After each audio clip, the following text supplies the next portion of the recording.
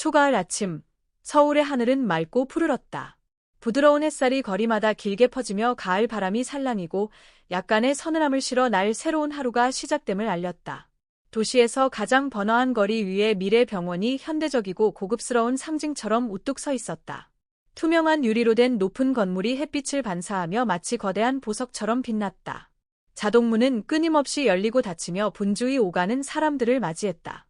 그들은 모두 단정한 옷차림으로 바쁘게 움직이며 세련된 풍모를 자아냈다. 병원 내부는 곳곳마다 전문성이 느껴졌다. 반짝이는 바닥, 가지런히 정돈된 대기의자들, 리셉션 데스크는 원활히 운영되고 있었고 직원들은 고객들에게 정중한 미소와 함께 고개를 숙여 인사했다. 깔끔한 유니폼을 입은 그들의 표정은 단호하면서도 친절한 분위기를 풍기고 있었다. 적어도 존중받을 가치가 있는 사람들에게는 말이다. 이 병원은 정말 최고급이네요.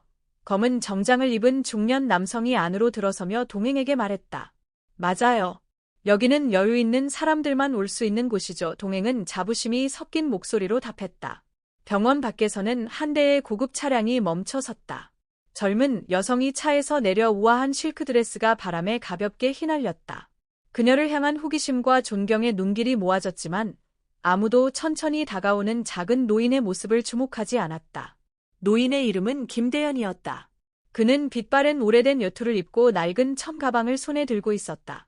그의 걸음은 느리고 약간 힘겨워 보였지만 눈빛은 밝고 굳건했다.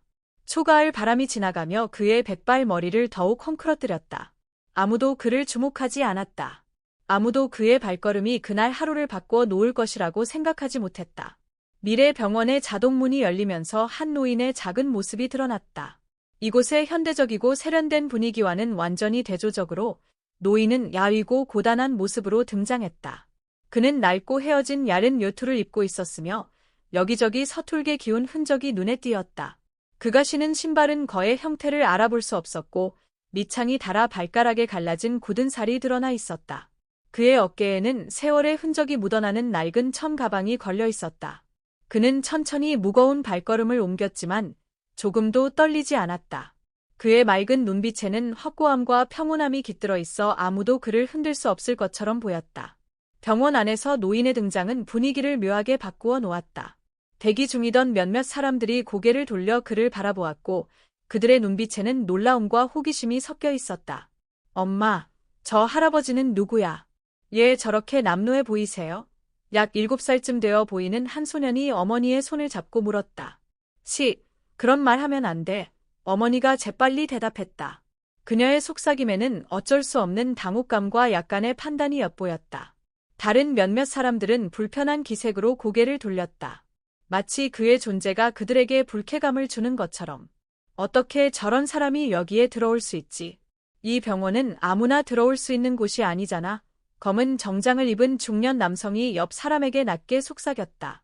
노인은 그런 시선에 신경 쓰지 않았다. 그는 천천히 접수대로 향했다. 가까이 다가가 그는 한 젊은 여성 직원 앞에 멈춰 섰다. 그녀는 컴퓨터 작업에 열중하고 있었는데 이름은 한소연이었다. 그녀는 의대를 막 졸업하고 병원의 신입 접수 담당자로 일하고 있었다. 노인의 발소리에 소연은 고개를 들었다. 안녕하세요. 노인이 입을 열었다. 그의 목소리는 낮고 분명했다. 의사 선생님께 진찰을 받고 싶습니다. 소연은 약간 눈살을 찌푸렸다. 그녀의 시선은 노인의 머리부터 발끝까지 빠르게 훑었고 그의 어깨에 걸린 낡은 가방에서 멈췄다. 그녀는 미소를 비틀며 손에 들고 있던 펜을 책상 위에 내려놓았다. 어르신, 그녀는 차가운 목소리로 말했다. 이 병원은 무료로 진료를 해주는 곳이 아닙니다. 돈이 없으시면 지역 보건소로 가시는 게 좋겠습니다. 노인은 여전히 평온한 표정을 유지했다. 나는 누구에게도 구걸하지 않습니다. 나는 돈이 있습니다. 진찰을 받고 싶습니다. 소연은 비웃는 듯 미소를 지으며 고개를 저었다. 이런 모습으로 병원비를 지불할 능력이 있다고 생각하시나요? 제 시간과 다른 환자들의 시간을 낭비하고 싶지 않습니다. 돈이 없으시면 나가주시길 바랍니다. 접수대 주변의 분위기가 이상하게 뜨거워지기 시작했다. 대기 중이던 몇몇 사람들이 수군거리기 시작했다. 저 사람 거지처럼 보이는데 누군가 낮게 말했다. 여기 비용을 어떻게 감당하려고. 저 사람을 위해 내보내지 않지. 분명 문제를 일으키러 온 거잖아. 하지만 노인은 그런 비난에도 전혀 흔들리지 않았다. 그는 소연을 똑바로 바라보며 평온하면서도 단호한 목소리로 말했다. 나는 이미 돈이 있다고 말했습니다. 나는 여기에 구걸하러 온 게 아닙니다. 당신의 직무를 제대로 수행해 주시길 바랍니다. 노인의 단호한 말에 소연은 잠시 당황한 듯 멈칫했다. 그녀는 미간을 찌푸리며 도전받는 듯한 기분을 느꼈다. 그녀는 팔짱을 끼고 목소리를 높였다. 좋습니다. 그렇게 주장하신다면 제가 접수 절차를 진행해 드리겠습니다. 하지만 말씀드리자면 이 병원의 진료비는 매우 비쌉니다. 정말 지불할 수 있으십니까? 그렇습니다. 노인은 짧게 대답했다. 그의 눈빛은 여전히 그녀를 향하고 있었다. 소연은 비웃는 듯한 표정을 지으며 돌아서서 컴퓨터에 정보를 입력했다. 잠시 후 그녀는 한 장의 영수증을 인쇄해 노인 앞에 내려놓았다.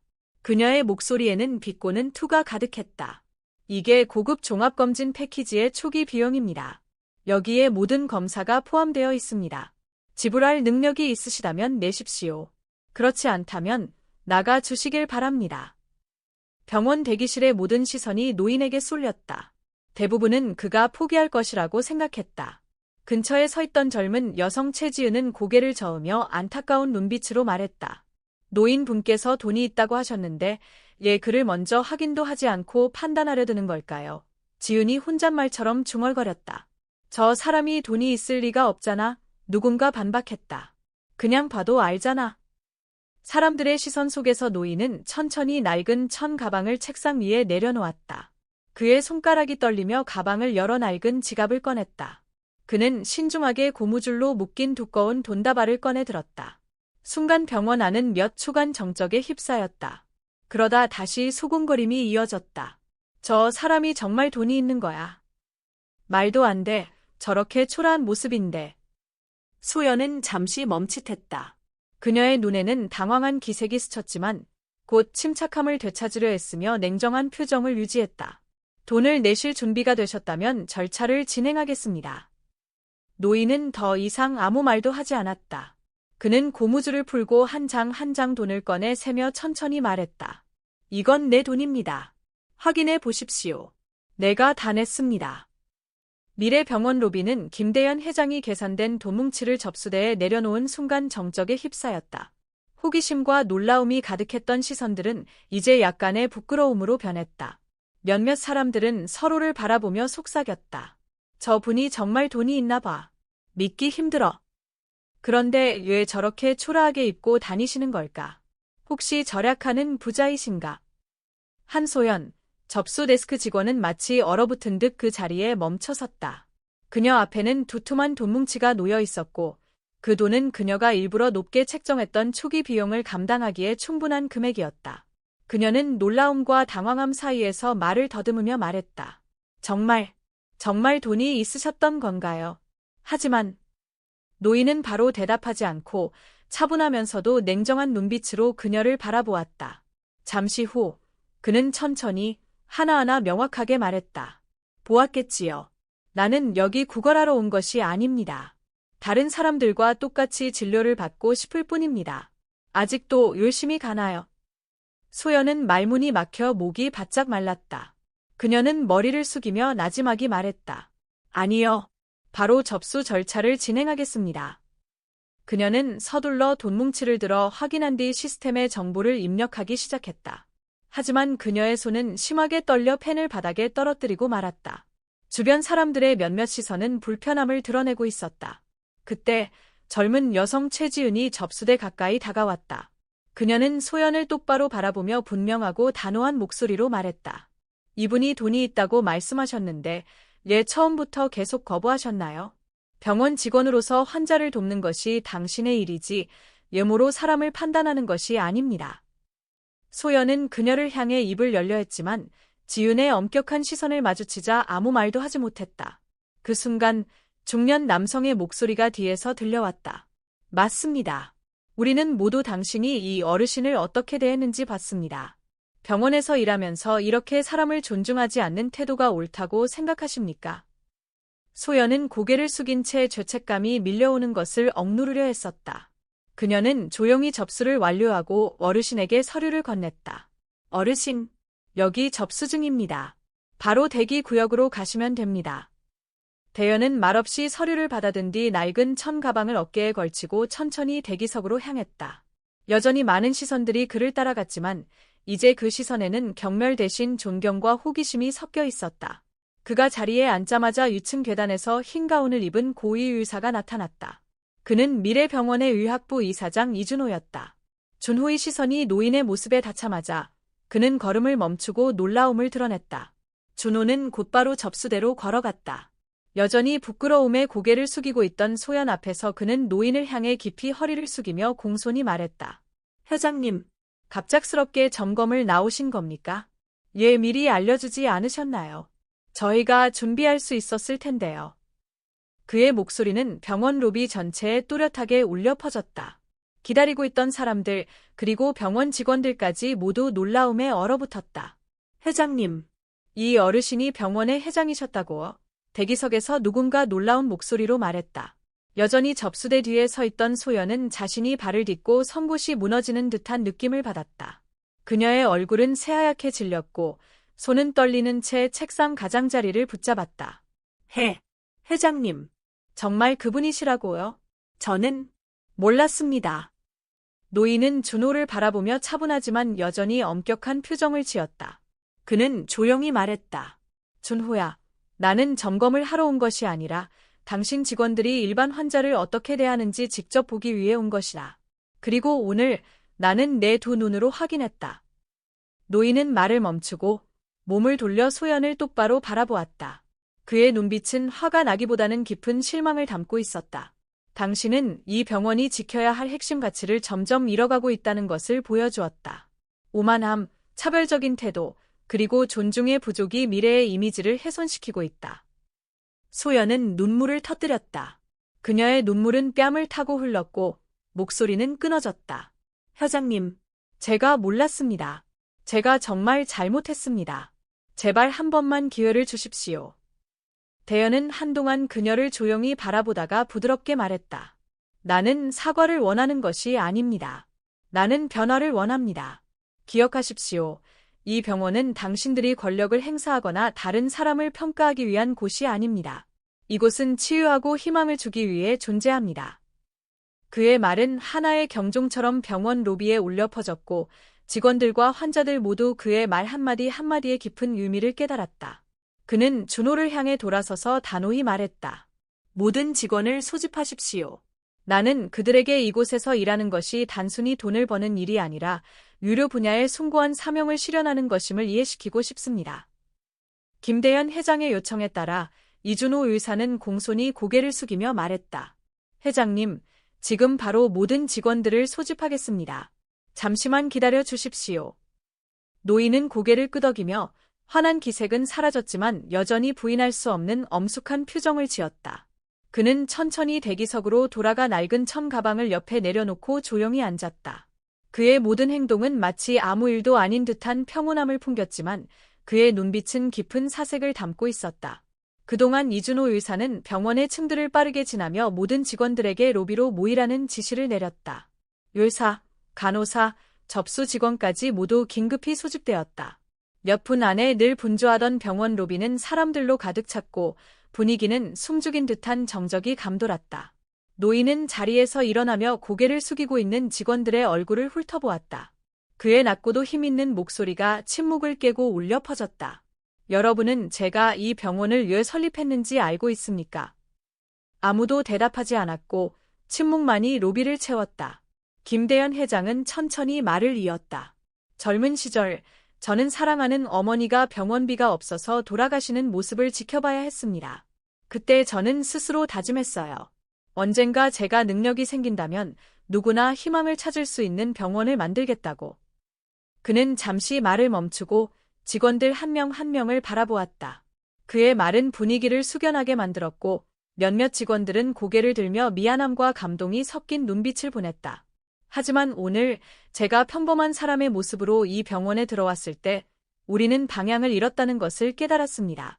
이곳 직원들이 저를 대하는 방식은 단순히 저를 상처 입힌 것이 아니라 이 병원이 지키고자 했던 핵심 가치를 훼손한 것입니다.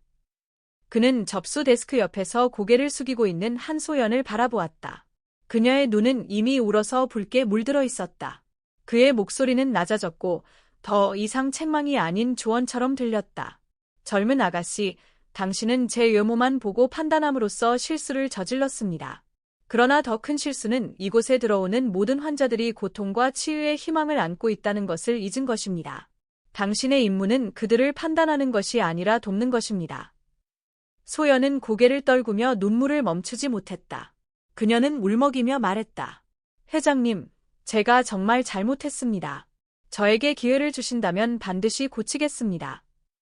노인은 그녀를 잠시 바라보다가 부드럽지만 단호하게 말했다. 제가 기회를 줄 것입니다. 그러나 그 기회는 당신이 자신의 잘못을 변명하기 위한 것이 아니라 스스로 고치고 여기 설 자격이 있음을 증명하기 위한 것입니다. 반성문을 작성하고 자신을 돌아보며 모든 환자를 존중하는 법을 배우세요.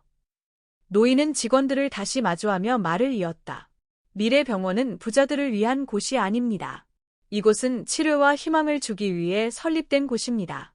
그러나 환자들이 이곳에 들어올 때 가장 먼저 받는 것이 도움이나 배려가 아니라 판단의 눈빛이라면 여러분은 그것이 옳다고 생각합니까? 그는 잠시 멈추며 자신의 말이 모두에게 깊이 새겨지길 바랐다.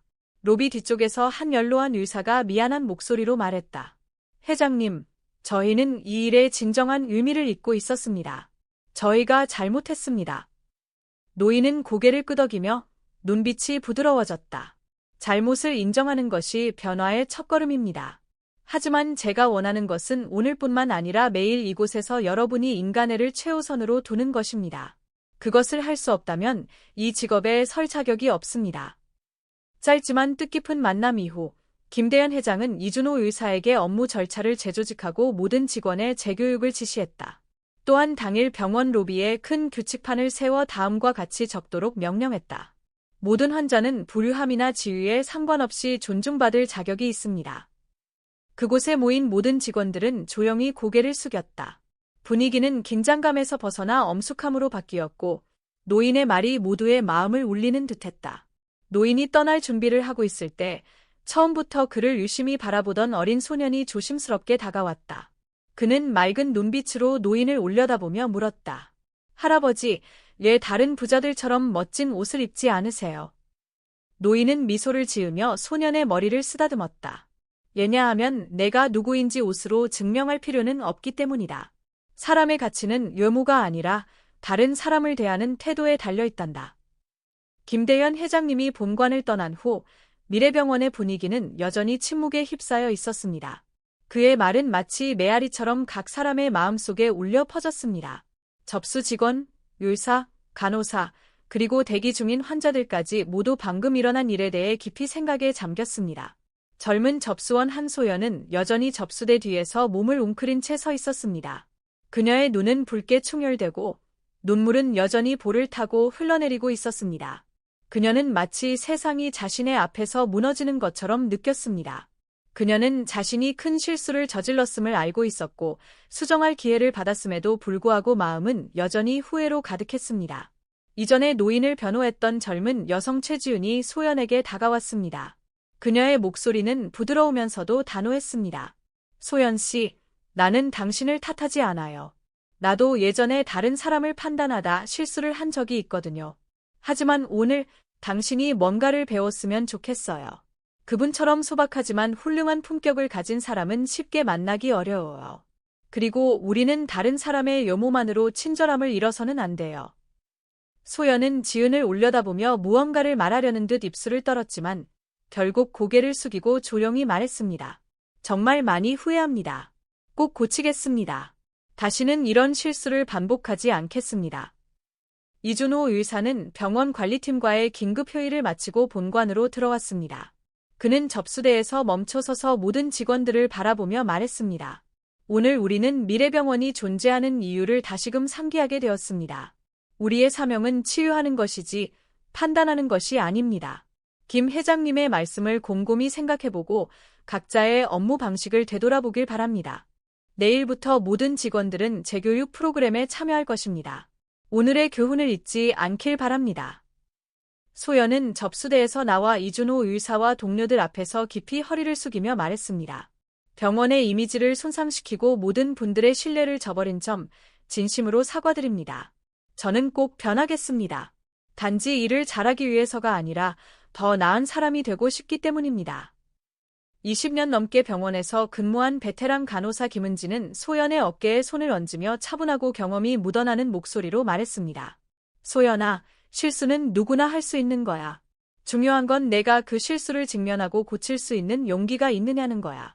나는 내가 잘 해낼 거라고 믿는다. 은지의 말에 소연은 눈물을 터뜨렸습니다. 그녀는 고개를 끄덕이며 결의에 찬 눈빛을 보였습니다. 이와 동시에 VIP 진료실에서는 김대현 회장이 이준호 의사로부터 직접 진료를 받고 있었습니다. 진료는 조용한 분위기 속에서 진행되었습니다.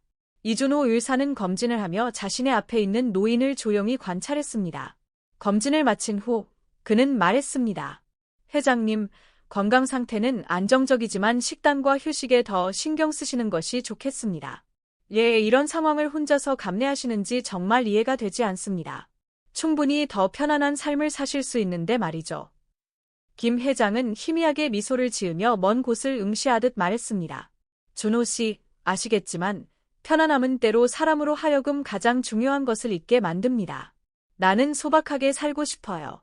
내가 더 잘 살 수 없어서가 아니라 오늘 내가 가진 모든 것이 아무것도 없는 상태에서 시작되었음을 항상 기억하고 싶기 때문입니다. 그는 잠시 침묵하며 먼 기억을 더듬는 듯하다가 이어서 말했습니다. 오래전 나 또한 아무것도 가진 것이 없는 사람이었습니다. 그때 만난 사람들 중에는 나를 무시하는 사람도 있었지만 나를 일으켜 세워준 사람들도 있었습니다. 나는 이 병원이 누구든 희망을 찾을 수 있는 곳이 되길 바랍니다. 마치 내가 그랬던 것처럼요. 이준호는 고개를 숙이며 아무 말도 하지 않았습니다. 김 회장의 말은 그의 마음을 깊이 울렸습니다.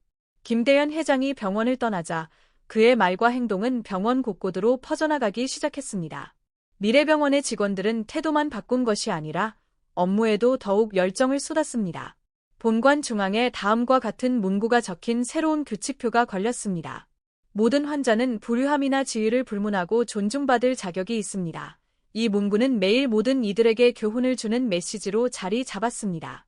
그날의 사건 이후 미래병원은 의미 있는 변화를 맞이했습니다.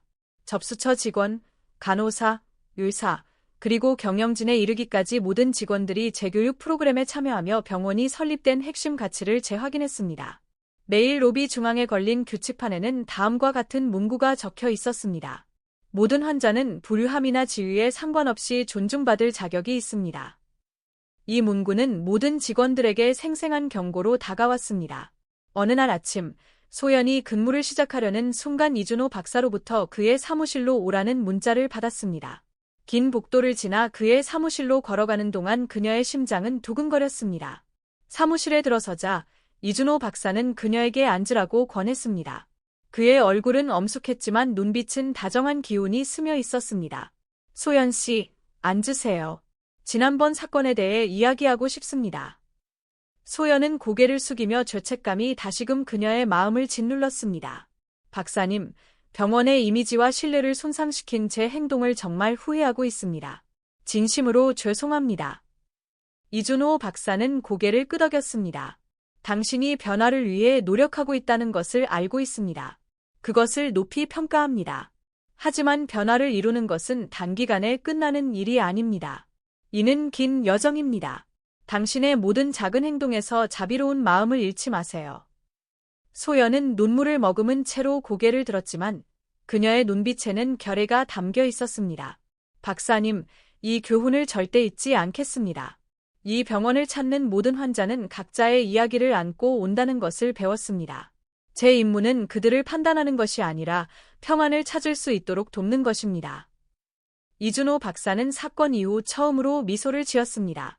좋습니다. 당신이 해낼 것이라고 믿습니다.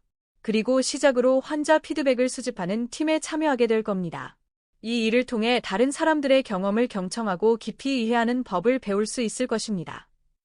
소연은 고개를 숙이며 감사를 표했고 그녀의 마음에는 결의가 가득했습니다.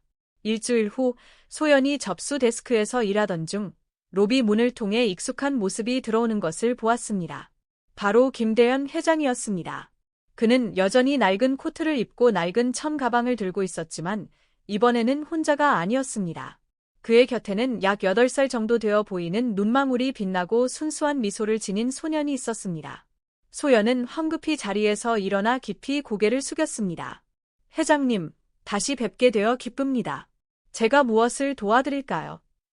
김 회장은 부드럽지만 깊은 눈빛으로 그녀를 바라보며 말했습니다. 젊은 아가씨, 오늘은 회장으로 온 것이 아닙니다. 손자의 건강검진을 위해 왔습니다. 나를 평범한 환자로 대해주길 바랍니다. 그의 말에 소연은 잠시 멈칫했지만 곧 차분하고 진심 어린 목소리로 답했습니다. 네, 알겠습니다. 회장님과 손자분께서는 여기 앉아 기다려주세요. 제가 바로 준비하겠습니다. 김 회장은 고개를 끄덕이며 손자를 데리고 대기 의자에 앉았습니다. 소녀는 호기심 가득한 눈빛으로 주변을 둘러보며 말했습니다. 할아버지, 이 병원 정말 예쁘네요. 정말 여기 회장님이세요. 김 회장은 미소를 지으며 손자의 머리를 쓰다듬었습니다. 그렇단다. 하지만 더 아름다운 것은 이곳의 사람들이 사랑과 존중을 배워가는 마음이란다. 소녀는 할아버지의 말을 다 이해하지 못했지만 순수한 미소를 지어 보였습니다. 김 회장과 소년이 진료실로 안내되었을 때 직원 중 누구도 소홀히 하지 않았습니다. 모든 직원은 그의 지위 때문이 아니라 병원의 사명이 환자들에게 신뢰와 안심을 주는 것임을 깨달았기 때문에 최선을 다했습니다. 검진이 끝난 후 김 회장은 결과를 받으러 접수 데스크로 돌아왔습니다. 이번에는 소연이 단순한 전문성뿐만 아니라 진심을 담아 그를 맞이했습니다. 그녀는 깊이 고개를 숙이며 말했습니다. 회장님, 여기 검사 결과입니다. 추가로 필요한 것이 있다면 말씀해 주세요. 김 회장은 잠시 그녀를 바라보다가 만족스러운 눈빛으로 말했습니다. 많이 성장했군요. 오늘뿐만 아니라 앞으로도 이 정신을 잃지 않기를 바랍니다. 소연은 코끝이 찡해졌지만 미소를 지으며 대답했습니다. 기대에 어긋나지 않도록 하겠습니다. 김대현 회장이 병원을 떠날 때 처음과는 달리 아무도 그를 호기심 어린 시선으로 보거나 경멸하지 않았습니다. 대신 직원들과 환자들은 그를 깊은 존경의 눈빛으로 바라보았습니다. 한 노부인이 남편에게 속삭였습니다. 저분은 단순한 회장이 아니에요. 선생님 같아요. 친절과 존중이 세상을 바꿀 수 있다는 걸 가르쳐 주셨잖아요. 작은 소년이 엄마에게 물었습니다. 엄마, 저분이 영웅이에요. 엄마는 미소 지으며 아들의 머리를 쓰다듬었습니다. 그렇단다, 아들아. 저분은 친절함의 영웅이야. 시간이 흘러가면서 미래병원은 이제 상당히 변화하였습니다. 김대현 회장이 불러일으킨 가치들이 직원들의 작은 행동 하나하나에 깊이 새겨져 있었습니다. 병원의 분위기는 단순히 전문적일 뿐만 아니라 따뜻함과 친절함으로 가득 차 있었습니다. 초겨울의 어느 아침, 김대현 회장은 병원을 다시 찾았습니다. 이번에는 진료를 받으러 온 것이 아니라 그가 오랫동안 바라던 변화가 실제로 이루어졌는지 확인하기 위해서였습니다. 그는 병원의 각 구역을 돌아다니며 직원들의 말 한마디, 행동 하나를 유심히 관찰했습니다. 접수처에서는 이제 더욱 성숙한 모습으로 업무를 처리하는 소연이 나이든 환자에게 절차를 차분히 설명하고 있었습니다. 김 회장은 미소를 지으며 흐뭇한 마음으로 그녀를 바라보았습니다. 대기실을 지나가던 중 한 어린 소년이 다가와서 손에 들고 있던 삐뚤빼뚤한 그림을 내밀며 천진난만한 목소리로 말했습니다. 할아버지, 제가 할아버지를 그렸어요. 이건 저랑 병원 사람들이 엄마를 건강하게 만들어준 모습이에요. 김 회장은 그림을 보며 벅찬 감정을 느꼈습니다. 그는 소년의 머리를 부드럽게 쓰다듬으며 따뜻한 미소를 지었습니다. 고맙구나. 이건 내가 받은 가장 아름다운 선물이란다. 그날 김 회장은 병원의 관리팀과 시간을 함께하며 깊이 있는 질문을 던졌습니다. 우리 병원은 많이 변했지만 이 모델을 확장하는 것이 어떻겠습니까?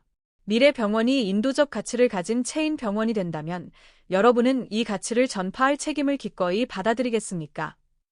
그의 질문은 사람들을 깊은 고민에 빠뜨렸습니다. 몇몇은 고개를 끄덕이며 동의했고 일부는 우려를 표했습니다. 그러던 중 이준호 박사가 입을 열었습니다. 회장님, 이 아이디어는 정말 의미가 깊습니다. 하지만 현재의 품질과 가치를 다른 곳에서도 유지하려면 신중한 계획이 필요합니다. 김 회장은 고개를 끄덕이며 깊은 눈빛으로 말했습니다. 맞습니다. 이것은 단순히 시설을 확장하는 문제가 아니라 사람들의 마음속에 신뢰와 인간애를 심는 문제입니다. 중요한 것은 여러분이 이 책임을 질 준비가 되어 있는지입니다. 그의 질문에는 즉각적인 답변이 돌아오지 않았습니다. 그러나 김 회장은 당장 대답을 원하지 않았습니다. 그는 모두가 자신의 책임을 깊이 생각해 보길 원했습니다. 열린 결말, 선택의 갈림길.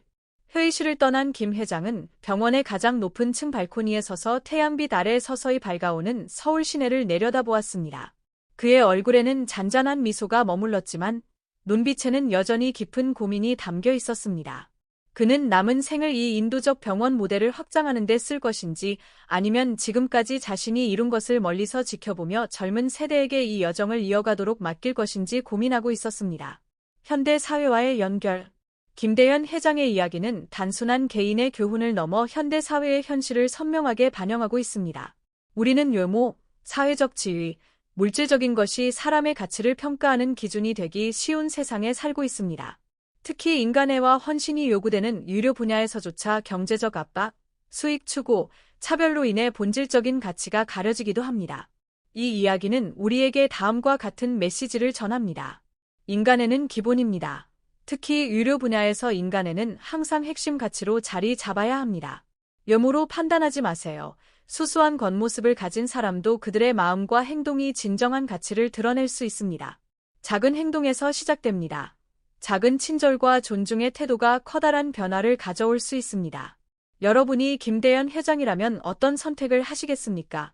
이 가치를 더 많은 사람들에게 확장시키는 길을 택하시겠습니까? 아니면 젊은 세대가 이 여정을 이어갈 수 있도록 맡기시겠습니까? 그리고 우리 사회에는 미래 병원과 같은 인도적 병원이 더 필요하다고 생각하시나요? 그렇다면 여러분은 어떤 방식으로 더 나은 세상을 만드는 데 기여할 수 있겠습니까?